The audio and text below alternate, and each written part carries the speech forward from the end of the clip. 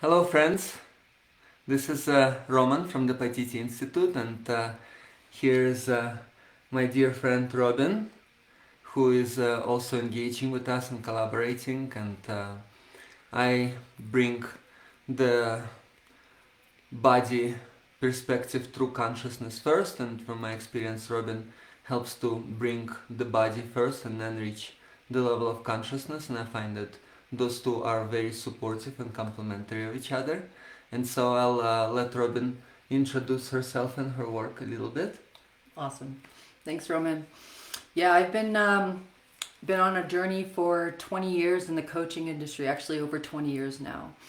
And working with people and trying to align their deepest values in terms of how they want to show up in life and how they want to express their potential. And whether that's through sport or whether that's just through everyday life, really my evolution in coaching has also been healing and enlightening for me in terms of my own path, and then being able to evolve that for others, beyond just a workout, beyond just the external motivation to feel physically fit, really deepening that practice to more of a body, mind, spirit connection, so we can get to know ourselves better, and we can also show our highest potential through that, right? So through a healthy mind, healthy body, and a healthy spirit. And so so I've been working with people for quite a long time on an individual basis. So that means I really meet somebody where they're at. I don't try to put them into a particular category and saying they all need to do the same thing. Really getting an understanding of who the individual is, what their limitations are, and then also what can they show up for so they feel like they have success and confidence in that. So, and that's how they develop and evolve themselves. So allowing a platform for people to empower themselves through fitness and through health. Thank you, Robin. And me and Robin, we just visited our distant off-the-grid reserve that is bordering the Manu National Forest here in Peru. And it's quite a journey to get to our center. As some of you may know, we first drive for about 4 hours through high mountain passes, and then there's a hike, and we hiked yesterday about 4 kilometers, Yes. and zigzags going up to high altitude. And to me that was a perfect allegory for the physical fitness that is connected to the higher purpose in our life. So we start climbing the mountain, and at a certain point there's all kinds of, the monkey mind starts to create all kinds of stories. I can't do this anymore, and this is too far, and when are we gonna get there? And and then of course there's no other way to get out of there, and we just have to keep hiking and stay present and stay alive, because there are cliffs everywhere. And so then of course it brings all kinds of contemplations. Hiking there, and throughout human history, people have climbed mountains to see their higher purpose, to meet their greatest potential, and connect with the bird's eye view, and talk to God or meet the divine, and discover who we really are. And so then it brings this contemplation, and of course in order to reach the top of the mountain and not break down, then of course the monkey mind has to be left down below, and then to carry the purpose in one's heart. And so then throughout this journey there is a contemplation, and if I try, my mind is already up at the top of the mountain and I'm still down below, I get very exhausted in my body. And I find that this is also relevant to the performance kind of focus in today's world, the outer accomplishment rather than the inner fulfillment. And if I actually stay present with each step, and I really find fulfillment in the process, the journey as a destination, then I reach the top of the mountain, I feel more alive than ever and very fulfilled and joyful. Of course the body gets a little bit tired, but the spirit is very happy, and then the body recovers also a lot faster. So for me, it's this perfect meditation that is combined with physical activity to hike mountains, and a lot is being reflected on, and then the body and the mind and the spirit, they work together. Mm-hmm.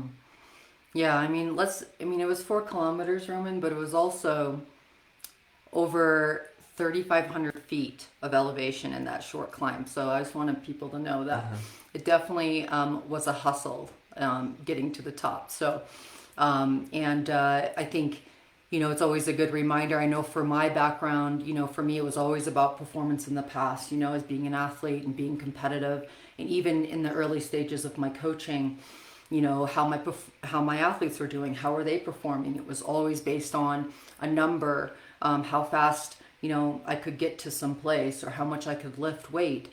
And then for me now to be able to experience physical effort as a way to connect deeper to the presence of just being, and allowing all things in life to come into one place without feeling like my mind's up to the top of the mountain and then my ego's fighting with fatigue, but really being able to connect with everything. And yesterday I found myself in very deep meditation, whereas maybe even 8 years ago, I would definitely be timing how fast we went up to the top of the mountain, because that's what mattered.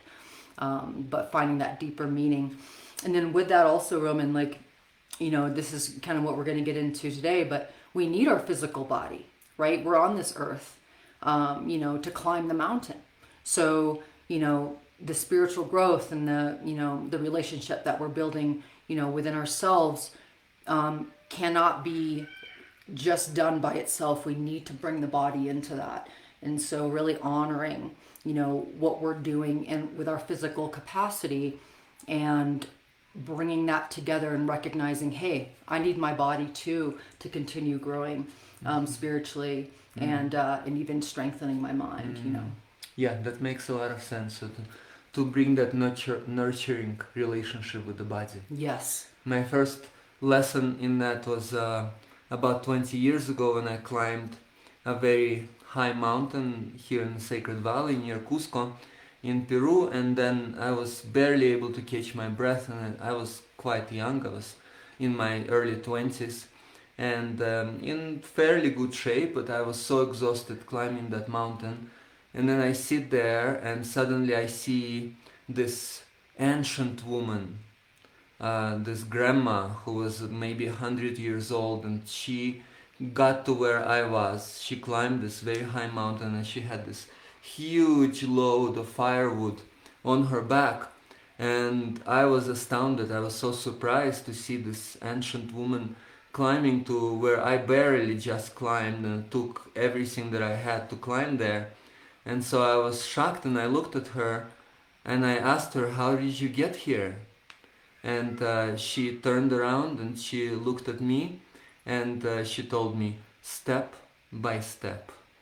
And that was a very profound lesson in my life, to not to try to get somewhere, but to really appreciate the process, and to work together with the organism, with the body, and to find that steady pace in one's life. Because I can just make like a lot of effort and make a push for it, and then I get exhausted and I lose motivation. But if I find that steady pace as I try to accomplish anything in life, essentially, but of course with the physical activity especially, then I don't get exhausted, I don't lose motivation, and I continue make steady pace in my life towards whatever I wish to accomplish. But the purpose is not the accomplishment itself, but the learning journey, the realization, the appreciation of every step. And also the self-acceptance is very important, to see where I meet my edges and not to judge myself for that. And then to really let that sink in, and appreciate also the edges that I have, the limitations that allow me to become more mature and more realized as a human being, as an individual, and in that way I can also relate to people around me. And so here in the mountains are considered to be teachers. And so you hike the mountain teaches you. If you're not being present, if you're not listening with every step to your organism, to the environment around you, then you fall down. And the mountain teaches lessons in that way. And then of course in outer world with all of the performance sports also, if people are not present with themselves and they just try to reach a result, then often all kinds of injuries may happen that may prevent the continuous development. Absolutely. Because the human body is designed to move. And because we're here on earth with this body, how do we really use our body to honor all aspects and really, go beyond just an external motivation or drive, whether it's to lose weight or achieve a certain standard in fitness. Like to me, those are, from my life experience, they might feel good at the moment, but then, what's after that? There's nothing after that.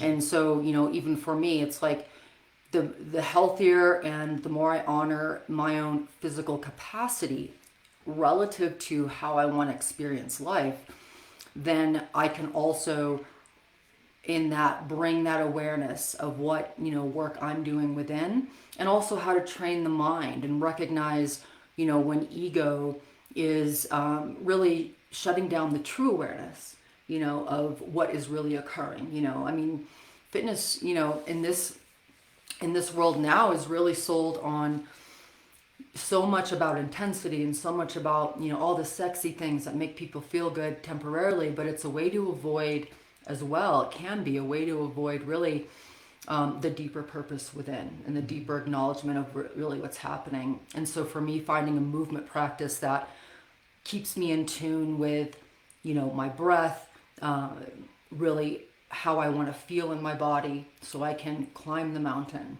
so I can have the energy and the vitality to coach and work with people. So for me now, fitness as how I define that is really the result of your well-being and your health and your function, right? So it's not just trying to out-fitness all the problems or trying to out-fitness my dysfunction. It's really, how do I honor the base of that support and then allow fitness to be what it is through your work and through your purpose, and through your growth, Yeah, that reminds me, we were reflecting with Robin how one of our Tibetan teachers, he mentions that the spiritual practice today, whether people do yoga or meditation, and what is the focus for that? Is the focus to forget about your daily issues and just to have this fantasy la la land where you feel like everything is perfect, but then you do it as a way to avoid your life, and you have a kind of meaningless, purposeless existence, and then you reach for all of this performance, athletic, gym, yoga, just as a way to kind of get some stress out and forget about the issues, and at the same time not transform your life and not do anything about it.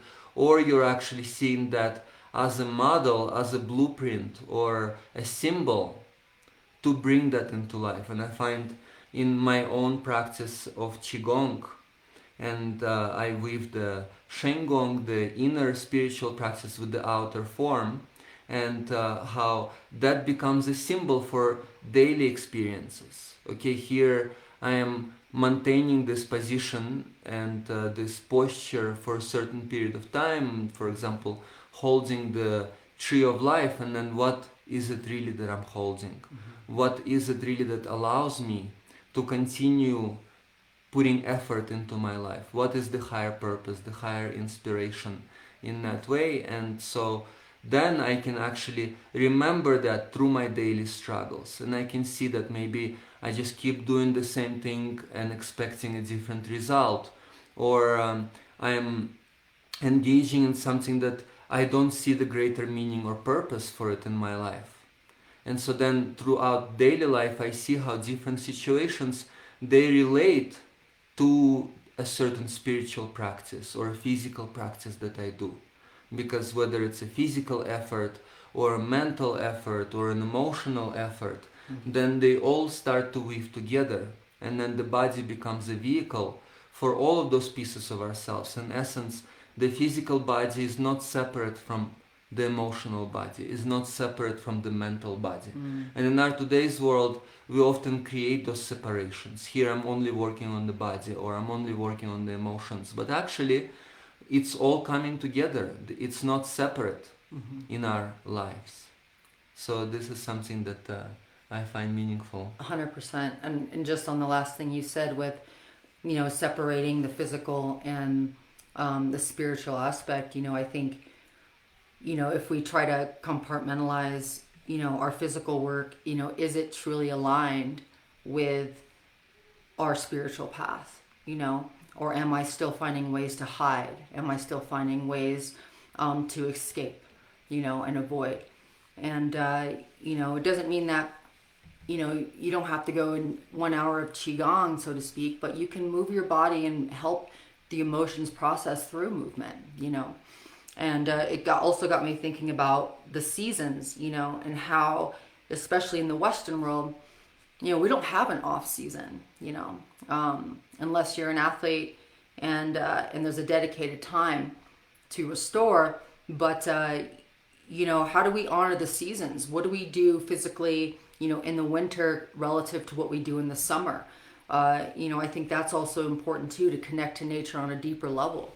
And in the wintertime, really, you know, that energy of reflection, of, you know, really going within and really allowing the body to restore. So what you're calling forward, you know, for the spring and summer can really manifest itself, can really, you can really, you know, have the energy and the willpower to drive that new purpose or that potential that you're starting to feel, you know, with energy and with vigor.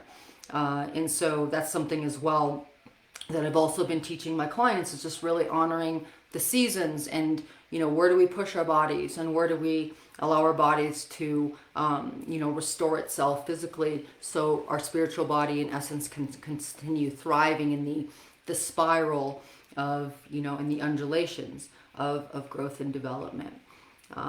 So yeah, it's all encompassing is what I've been learning. It's all together. Yeah, that's a good perspective.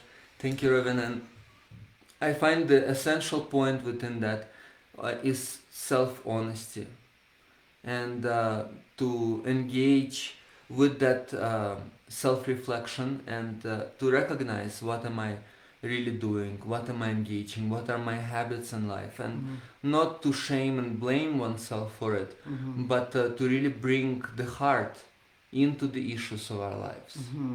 And then through that self-acceptance, self-love, to find resolution. And so, for example, if I'm eating a lot of junk food or having all kinds of coping mechanisms, and then I'm at the same time trying to forget about it by doing some kind of outer activity without really reconciling what is at the core of it. Right? It's not really what we do, but it's what we run away from by doing it. Yes. That is causing us harm. And so then, instead of pretending like I don't have those issues and I can just create this outer performance of someone who is healthy and vibrant, and instead of that I can go into the root of the issues without the judgment, and then bring love into that part of me that is needing to cope, that doesn't know how to deal with certain issues, that eating junk food just to forget about it, to get some kind of momentary satisfaction, instant gratification, and then instead finding something that is much more fulfilling. And so then for that I find that it's essential to have the self-honesty and reflection, but without making it right or wrong, but see that, yeah, I'm doing something and it's helpful to a certain degree and damaging in other ways, and then how can I accomplish the same result by doing something that is much more meaningful and healthier in my life. And that is like climbing the mountain, right? Because step by step, the only way that we learn about ourselves is through experience and through engagement. And it doesn't mean we're perfect and that we're going to always make the right choices. For me, being an athlete for 25 years and being a coach, trust me, I've made plenty of mistakes. And sometimes over and over again, I've had to make the same mistakes. And I say mistakes, but really things that I found at the end were limiting, really the end result. And the end result is just finding fulfillment within, something that doesn't go away just by after I win the competition and stand on the podium. It's done, the fulfillment's done. But how do I, bring all of life into it? So the wins, the losses, the falling, the stumbling, and then also the successes, and just honor all of it as the same, And so as we climbed the mountain like we did yesterday or the day before, and really honoring the whole experience of, when it got hard, and loving that aspect, because what's underneath that for me, with the ego and with me saying, or judging myself that it shouldn't be, right? Or, and then finding myself in these moments where I was just connected to breath and nature and everything around me. I'm like, oh, there it is. There's the, the presence of just being. But again, all those different feelings and emotions as I climb is just the honoring of being a human being, and so even through the fitness industry, and maybe you're out there working out now, it's like really getting in tune. This is what I ask my clients. Why do you want to do what you say you want to do? You come in my office and you say, this is what I want to change, or this is what I want to improve. And I always ask why. And, of course they give me an answer that they think I want to hear. And then I'll ask them again. And sometimes I have to ask them for 3 years, until they finally realize that there's nothing that they really need to achieve more. It's actually just experiencing their own life and how they want to live and express themselves, right? So the healthier they are, the more vitality they have, the more they feel like they can do the things that inspire them, because most of my clients are mountain athletes, so being able to be out in nature and feel good and healthy. Then they realize that it's just, their movement practice, which is what I call it now, because fitness is so blown out of perspective. But now they're honoring a movement practice that supports how they want to experience life and how they want to express themselves. And then through there's their own empowerment. It's not about me cheering them on. It's more about just supporting that container for them to continue evolving through their experience. And so we can't just get somewhere without actually climbing the mountain. It's like having a Sherpa take all your baggage to the top of Everest, and then you just hike up. You're missing so many elements of that experience, of that life journey, the struggles and the tribulations and the turbulences, and really learning how to look underneath of that as a sprout to continue growing in your own evolution. Yeah, it's not just a checklist. It's not just saying I climbed Everest. They took me with a helicopter and the Sherpas. I'm here. Trust me. That's. I've also tried to find ways in my career too to just get there, because I feel like that's going to be the answer. But it's really carrying your own, learning how to carry your stuff, and then letting go of the stuff that you no longer need to carry as well as you're on the journey. And that is the beauty of life, and that's what's inspiring for me at this point in my career. At this point in my life is how do I continue sharing my experiences, and also underneath that, this new potential through the honoring of all, with a deeper love, and learning how to love all parts, like we were talking about yesterday, and really taking the body, mind, spirit as the whole package. And we can't just fix one thing spiritually. We can't just fix one thing physically. I can't just mentally train myself into it. That is a dogmatic approach that's sold, in the Western world, that you just need to eat like this or train like this and you'll be better. But really, how do we get all three combined, emotionally, spiritually, mentally, and physically, to align with how you want to experience your life, how you want to express yourself and share your gift, because we all have one. And the better I feel, the better I feel like I can tune into that energetically and also evolve. And work through the hard parts easier. When I feel physically stronger, when I feel like I have the capacity and I do my practice, I feel like I can actually work through things that maybe need a little bit of, perspiration, need a little bit of heavier breathing. And so when you start looking at your fitness routine or your workout in that way, I think it just deepens it to an inspiration where you don't need an outside motivator to do that, because you're just honoring yourself at a deeper level. Yeah, and I find that's why I love climbing the mountains, not to get to the end result, because there is no end result. Essentially, there's always higher peaks Yes. to climb, but it's really this experience of being alive, and then engaging in the journey, finding a steady pace where it becomes this meditative process where my monkey mind is not trying to get somewhere or is already somewhere else, but where I can really appreciate this organism, this moment, this breath, the landscape around me. And I feel fully alive, fully present, fully engaged in the experience.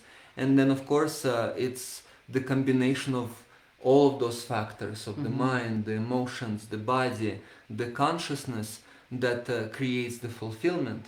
And then, of course, in order to do that, then in order to feel alive, in order to feel joyful, then how do I bring that into every moment and engage with the struggles, with the difficulties in everyday life, and then keep remembering that it's this organism beyond the monkey mind, beyond the drama and the story in my head, and how I can continue to breathe through it, continue to make steady pace in the resolution of challenges, limitations in my life, and honoring them at the same time, not judging them or making it wrong, but seeing how it's the dark womb of conditioning, how the limitations is what allows for growth, for transformation, for evolution to take place if I'm not judging it, if I'm actually facing it and bringing objectivity and taking that steady pace approach in life. 100%. So then that becomes all an interwoven fabric of life. Yes. And it just reminded me of something too around, our spiritual paths or our physical paths or mental. How much have we tried to fast track something, and even working with my athletes and clients, it's like, I want to get, this fit, or I want to be able to do this, in 6 months or whatever. And, it's thinking like, I want to do it now. I don't want to, actually put in the work. And if you look at really successful athletes who are grounded into their why and what they do, or even clients who have found a balance around movement and their own emotional evolution, the fast tracking is really the illusion, because fast tracking isn't going to get you any more, awake, or it's not going to bring more satisfaction. Really honoring, what does it mean to really go after a goal, beyond just trying to achieve the goal. We just want to achieve the goal. It's like, I used to work with so many athletes and say, you want to achieve that goal, it's going to take 8 years. And they would look at me and then they would be totally unmotivated. But then to me, that was an external, goal. Then it wasn't really a goal rooted into their being. And so really asking yourself, those questions around, is this a goal that I want to continue, evolving over the process and a course without a timeline, because even in, I found this too in my spiritual work, it's like, there's no fast tracking this. There's going to be layers and layers and layers of things unfolding, and really honoring that, and not wishing something else, now. And so same thing with the physical practice or people's, mindset to setting a goal and trying to get to that now, or thinking it's going to save them to some degree or make them validated. It's like, the goals that you're choosing, the things that you're putting out in front, is that aligned to the long game? Is that aligned to the evolution of self, or is it just for you to get some instant gratification and put a pat on your back and say you did something? And I'm not going to judge that and say it's wrong. That's part of the process. You might choose goals and actually realize that wasn't fulfilling completely at the end. That's part of the experience too. And so, just deepening that root. Why am I doing what I'm doing? What is most important? What do I really need besides what do I want? Like we want this, but that's the ego. What do I need to continue fulfilling my purpose and my potential in this life. Mm.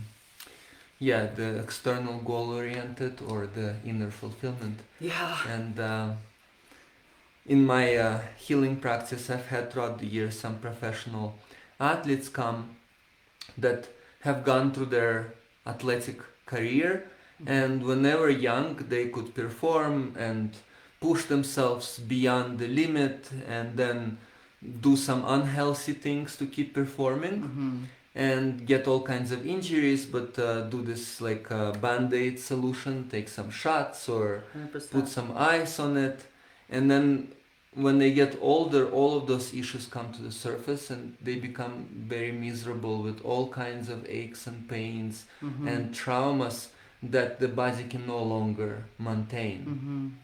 And I find that it's really this outer performance and achievement, and they may have achieved some outer goals, but then how does that reflect throughout the whole life? And then not to just accomplish something that is gone through the years and then being left with a lot of pain and all kinds of health issues. And so then how to make that sustainable and continuous, that steady pace, not just in the physical activity but throughout one's life, from being young to aging gracefully and not trying to pretend that I have achieved something in the past, but that doesn't make me feel better when I get older. For sure.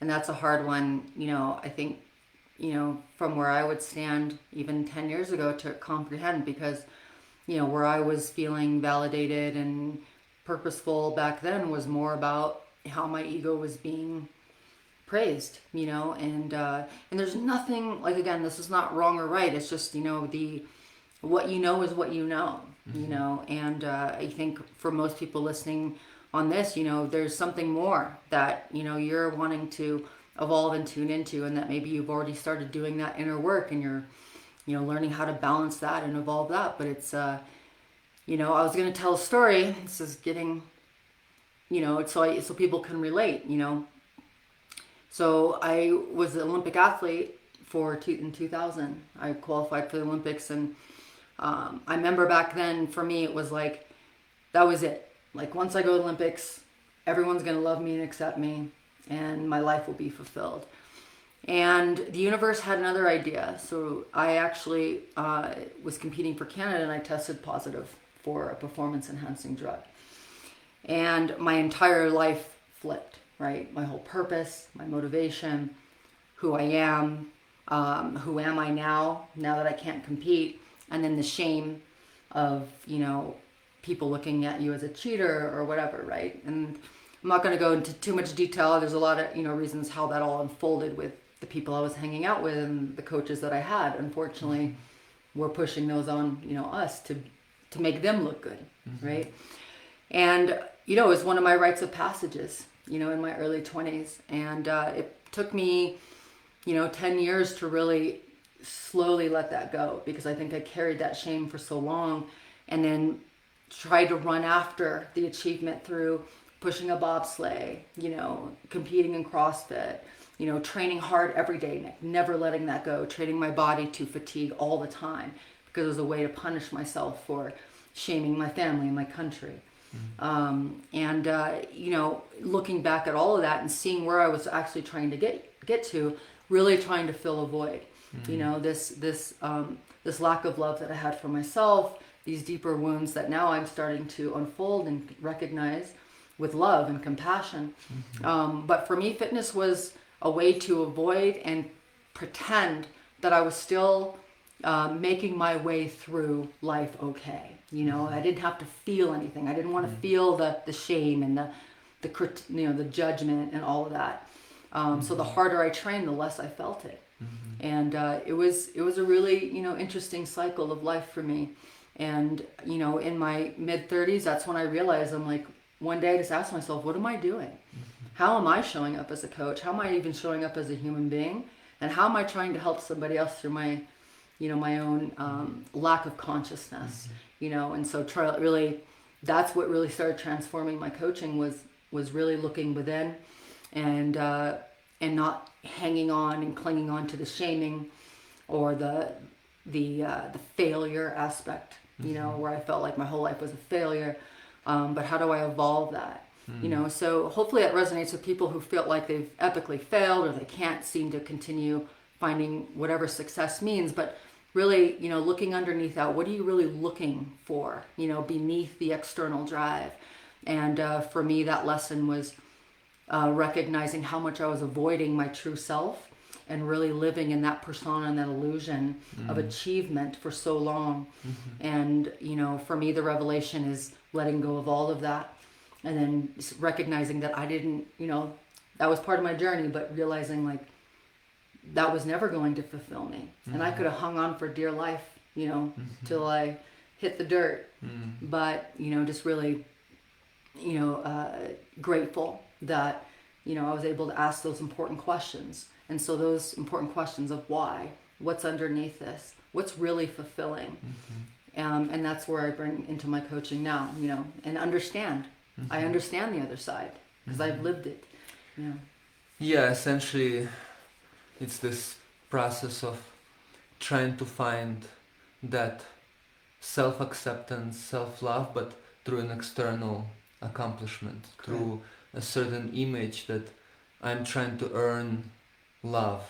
Yeah. I'm trying to be worthy of being myself and allow myself to live my life, but I have to first get some kind of permission from the outside world. 100%. And then instead of reaching that through this very skewed way, then it comes back what in the traditions we practice is related to self-parenting. And then all my life I've been trying to find that outer recognition and outer acceptance and outer love, and then finally coming to finding it within and learning how to accept myself and finding that love within oneself that then allows for the relatedness with others and the collaboration and engagement, and the unity of diversity has to start with self-compassion and not making oneself wrong and seeing how it's the childlike nature, it's okay to fall down, it's okay to make mistakes, because without that it's not possible to learn through experience. Correct. Yeah. And that's the ancestral wisdom that is sharing these perspectives also to really find that potential within oneself and find that inner fulfillment, and not through some kind of outer recognition, outer achievement, and that may come by itself, but that's not the main point or the main purpose. 100%. And so I find that to be very meaningful. So this is a little bit, we've taken the time to introduce the topic and to reflect, and now I can go through some of the questions that people are having, and some of them we've already answered. How it doesn't matter where we are, whether we are in nature or we are in a concrete jungle is one of the questions. And so yeah, there are many issues in today's world, both on the individual level and the collective level and the climate, the planetary levels.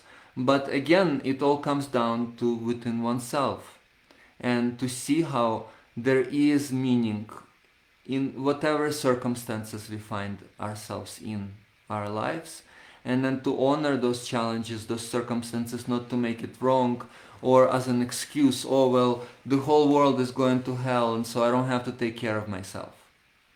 And then I can use that as an excuse to avoid dealing with my issues and avoid engaging with the emotions that I'm trying to cover by eating junk food or watching TV or getting drunk or, you know, all kinds of things that people choose to do in today's world.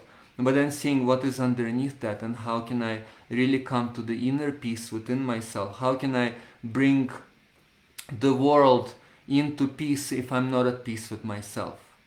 We can't resolve the wars by fighting for peace, or by hating the haters. The hatred will not gonna go away. And so then it has to start from within each one of us, and I do believe in the critical mass consciousness transformation, because it has to start within each individual, and then from there the world can begin to change. But if I expect the outer to influence the inner, and I keep waiting for the outer world to change, then it will never happen. So then the outer world can reflect the inner process if I am fully engaged with the inner process, and then I can see the outer world around me is transformed as well.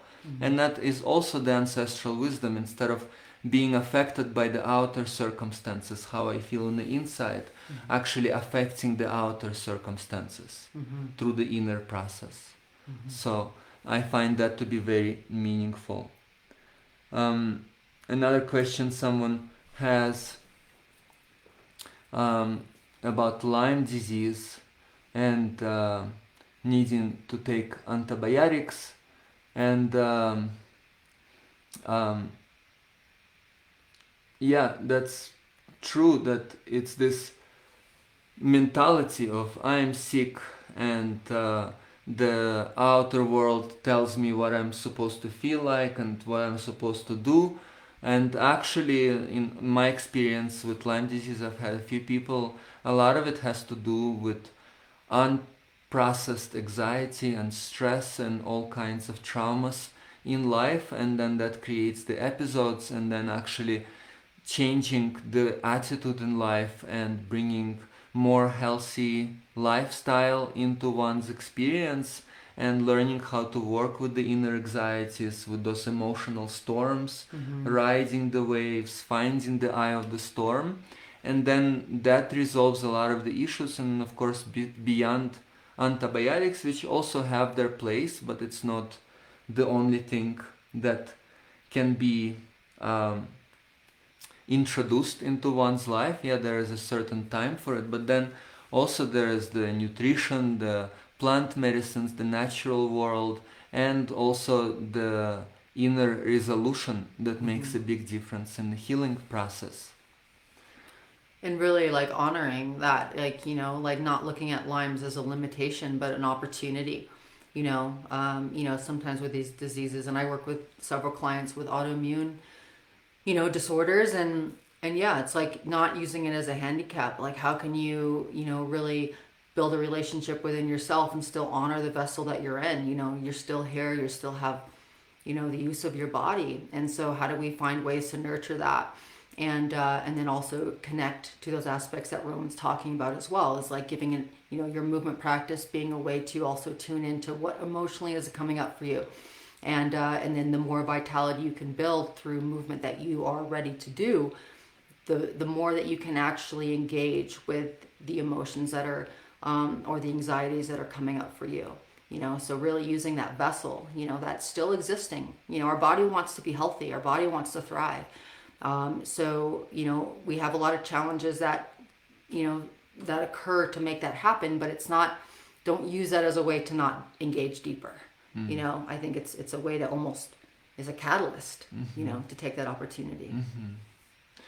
Yeah, and it may apply differently to different people. There is not this one size fits all solution, and for different people, different practices, different experiences may be beneficial at different times in life. So sometimes it's a more creative expression, sometimes it's a more physical effort, or working with the earth, working with gardening. So for different people, or working with the inner nature, right? So reflecting on the inner landscapes and one's life experience, and then that can bring about the same result as working with the outer gardening process, or recognizing some of the bad habits that I may have, and then seeing, okay, well, it's not just the bad habit, but whatever it may be. If I'm smoking, for example, then it may be done as a way to take a break in life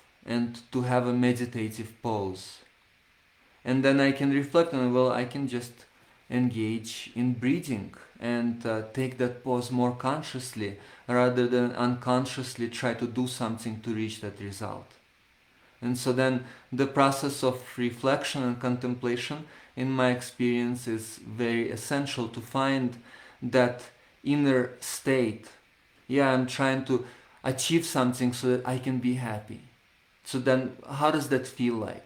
What can I imagine as it would feel like if I'm achieving a certain result in my life? And then I will be fulfilled, I'll be happy. Well, how will that feel like? I can tune in into that without even achieving that. Then why can't I cultivate that now? And so in the ancestral wisdom traditions, it's being before doing. In our modern world, it's often, I'm gonna do this and then I'm gonna be happy. And in the ancestral wisdom traditions we work with from the Amazon and the Andes, it's first be happy and then do something. That includes healing physical illnesses.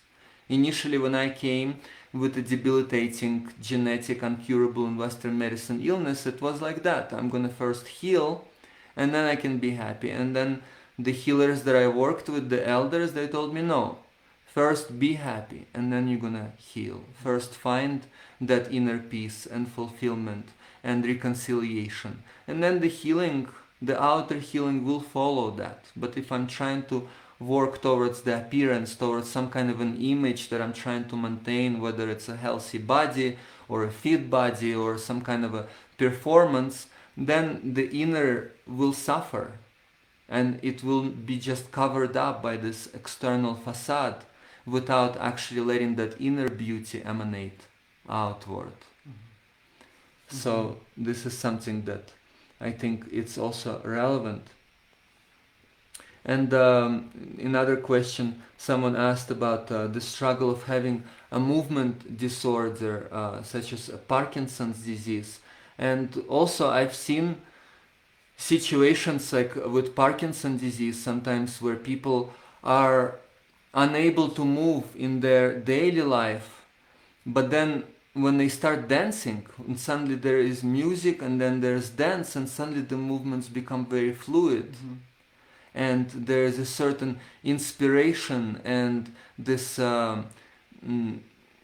creative expression that starts to take place. That is not boggled down by the mind, and then the body is just a mechanical robot that is performing the commands of the mind, but the body is integrated into one's process. And actually I think there has been some research done how it has been very helpful for people with Parkinson's disease, where they start to introduce that musical element, the melody of life.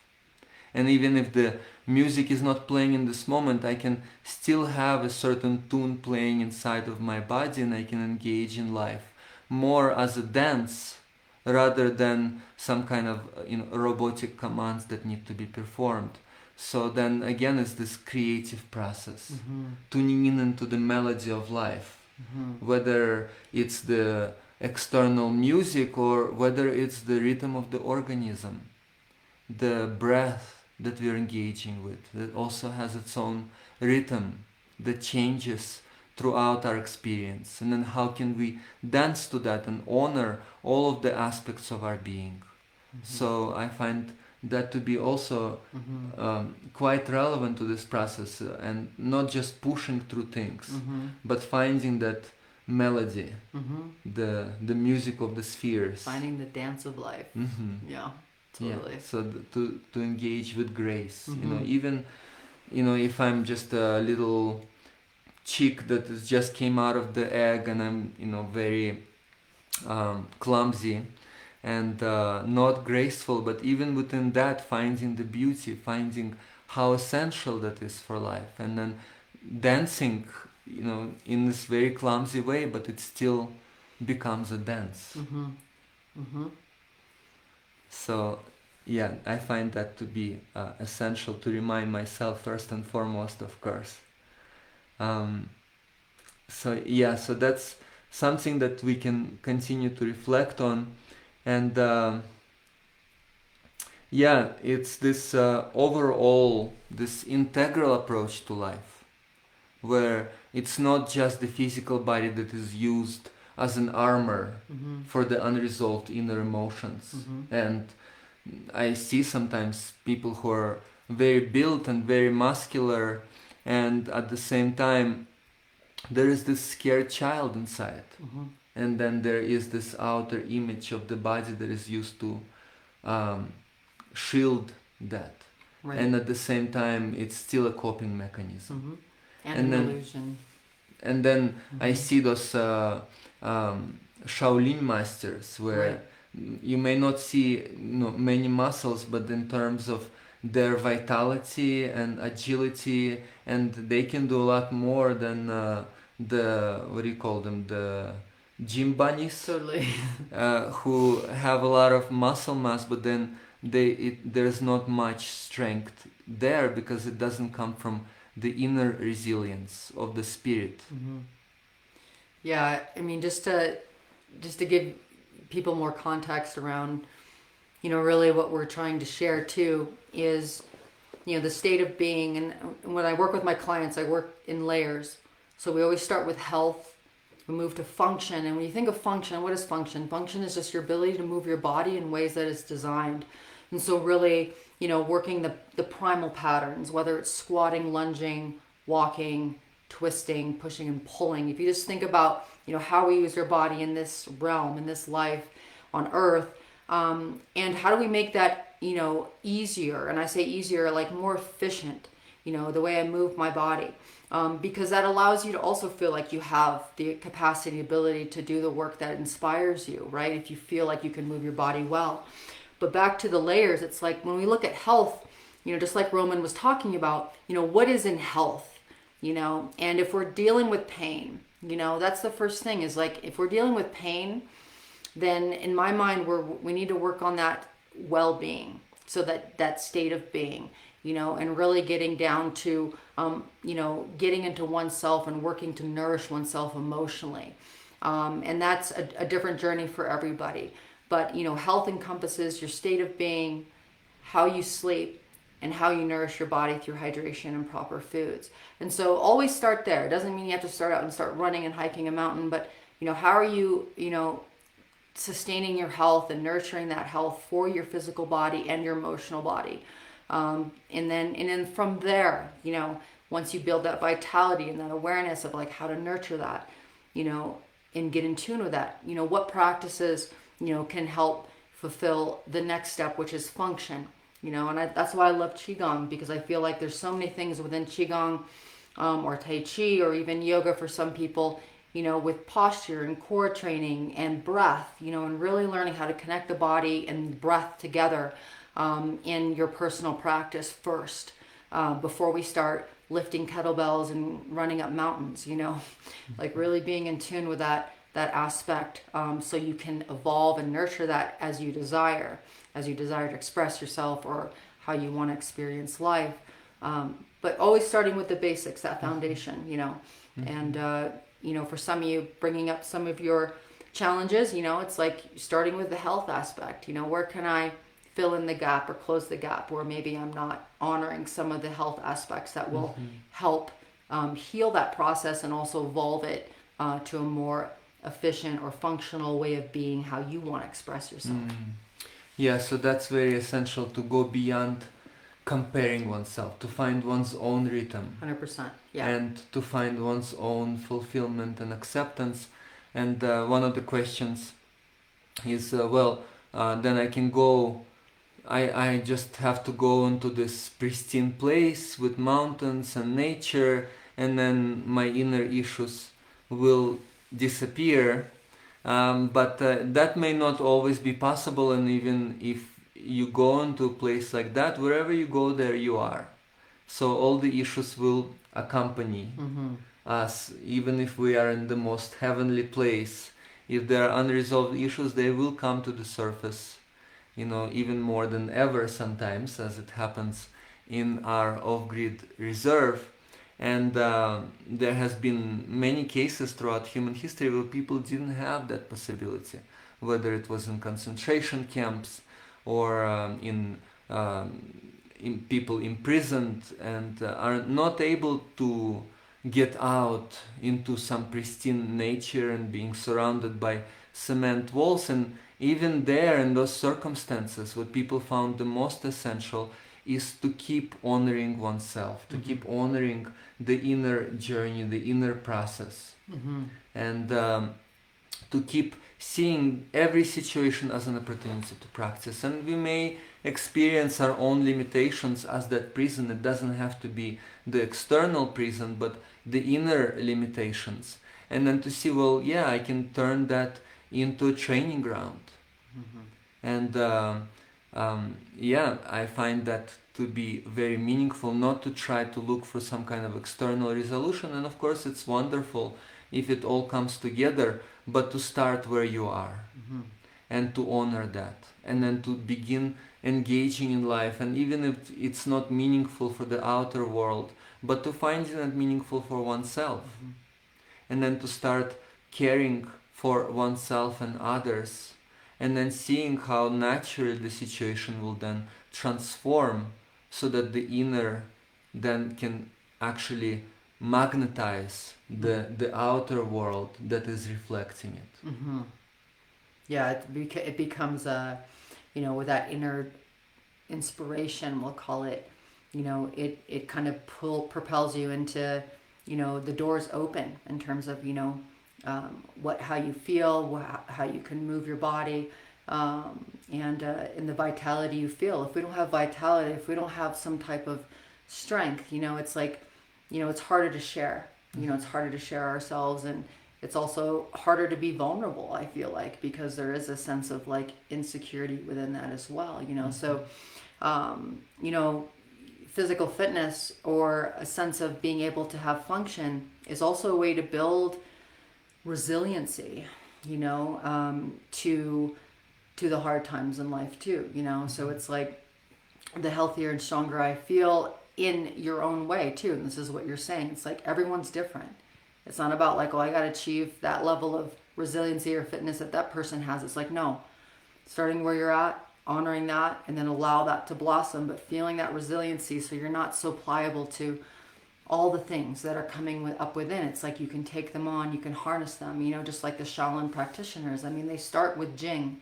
They start with the physical training, to prepare the body for deeper spiritual work, and it doesn't mean you have to be a Shaolin, you don't have to be out there doing that type of training, but what does that mean for you? Maybe it's just 20 minutes a day of doing a little bit of movement to feel in your body, to feel connected to your body and getting out of the monkey mind, so you can allow these emotions to process and evolve. And that's what I work strongly with my clients. It's like everyone does their own workout, and I create their own practice relative to where they're at, what they can do, where their level of health and function is. And then from there we can nurture and we can evolve it as they continue their path. And it doesn't look the same, and I'm not, there's a bunch of group training and fitness, and that's great, and it's not wrong. At least people are moving their bodies, but it keeps people unconscious. It's like, I need community. I need to have like people around me suffering to make this sustainable. And that's just avoiding oneself, because really, movement practice in my mind, in terms of where I see it now, is really, it's empowered by your inner spirit, and so if I need somebody else to suffer next to, then where am I not taking responsibility outside of even the workout or at the gym, where I'm still relying on people to give me certain things emotionally to make me feel complete, So, just even recognizing that,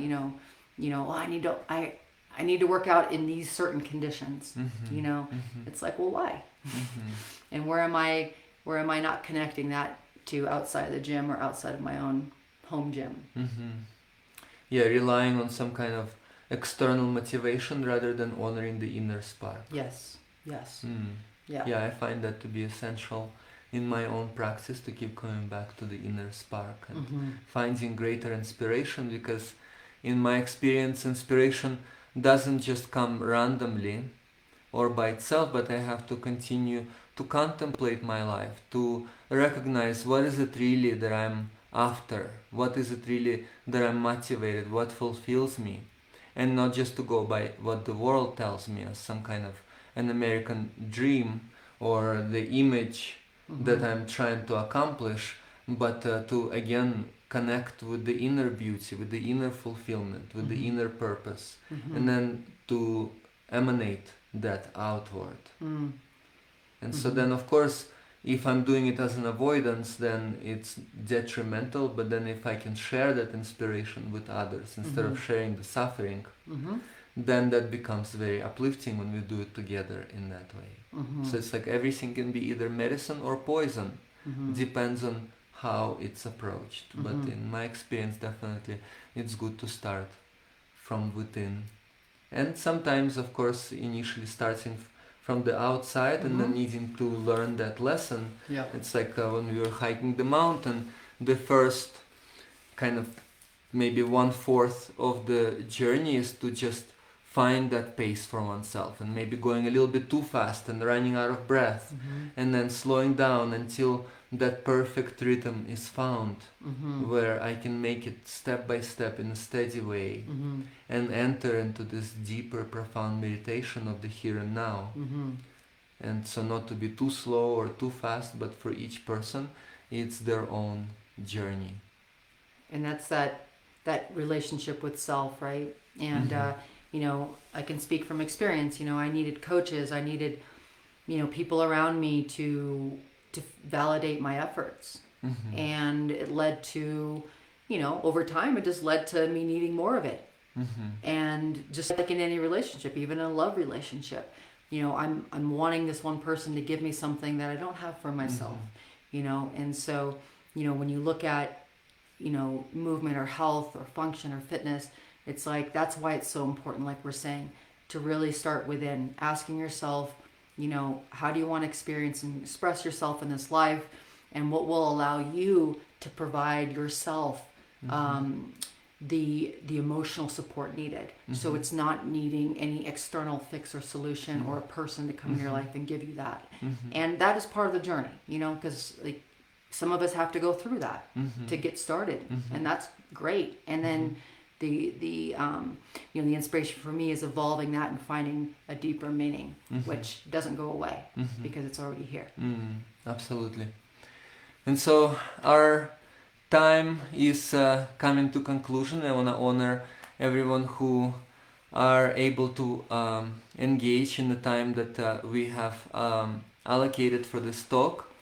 And if you find it meaningful and resonating with it, please like and share. Please ask questions or bring your reflections, and we really appreciate that. And we'll keep engaging, and we are planning some deeper collaborations with Robin, and also enhancing some of our online courses and being able to bring greater benefit into the world. And also, just as a final conclusion, I want to say that some of the greatest athletes in the world that I find inspiring, they have reached it through that inner spark 100%. and inspiration and fulfillment, and then they achieved something that no one else was able to, because it was not based on some kind of outer limitations and beyond the competitive kind of mentality. Yes, it was a deeper purpose, you know. And so yes, there are,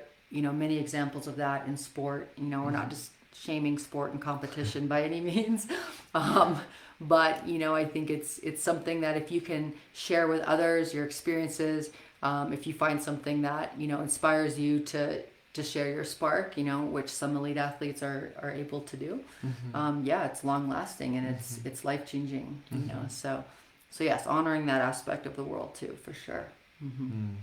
Thank you so much, Robin. Yeah, thank you, Roman. Really great to have you here with us, it's and been to fun. hike mountains. Yes. And to really appreciate the inner and outer beauty of this world, you know, in however way it may show up. And so to see that there is a potential within the seed, even within all of the conflicts and problems in the world, at the core of it, there is that seed of humanity that is waiting for the supportive conditions to awaken. And so then we can all do our part within that. 100%. Thank you so much, everyone. Many blessings. Much Yes. love to you all, and take care of yourselves and each other, and stay in touch. Take care. Until soon.